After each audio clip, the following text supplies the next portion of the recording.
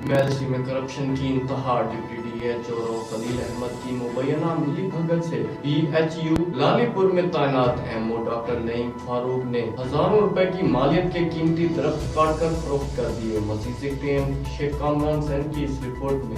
جی بالکل، اگر بات کی جائے تحصیل میلسی میں گرین اینڈ کلین پروگرام کے حوالے سے ڈپٹی DHO راؤ خلیل احمد کی مبینہ ملی بھگت سے گرین اینڈ کلین پروگرام کی دھجیاں اڑا دی گئی۔ BHU لالی پور میں تعینات MO ڈاکٹر انم فاروق نے ڈپٹی DHO راؤ خلیل احمد کی مبینہ ملی بھگت سے BHU لالی پور سے ہزاروں روپے مالیت کے قیمتی درختوں کا صفائی کر کے فروخت کر دیے۔ نجی ٹیلی ویژن پر خبر نشر ہونے سے کرپشن کنگ راؤ خلیل احمد نے شہری کی درخواست پر اپنے فرنٹ مین رضوان بابر کے ذریعے ڈیل کے تحت ڈاکٹر انم فاروق کے خلاف بوگس کارروائی کرتے ہوئے حکام کو سب اچھے کی رپورٹ ارسال کر دی۔ تحصیل میلسی میں اگر بات کی جائے کرپشن کے حوالے سے تحصیل بھر میں متعدد ایسی بوگس کارروائیاں سامنے آئی ہیں۔ کسی بھی انسپیکشن پر جانے سے پہلے اپنے فرنٹ مین کے ذریعے اپنے پیاروں کو پہنچنے سے پہلے انفارمیشن دے دی جاتی ہے اور چائے پانی اور بھاری رشوت کے عوض کارروائی کرنے سے گریز کرنا معمول بنا ہوا ہے۔ یاد رہے کہ قبل ازیں بھی اینٹی کرپشن نے فرنٹ مین رضوان بابر کو رشوت لیتے ہوئے رنگے ہاتھوں گرفتار کیا تھا۔ سزا یافتہ ہونے کے باوجود بھی THQ میلسی میں اسی عہدے پر کرپشن کا بازار گرم کیے ہوئے ہے، جو کہ محکمہ صحت اور اعلی حکام کے لیے سوالیہ نشان ہے۔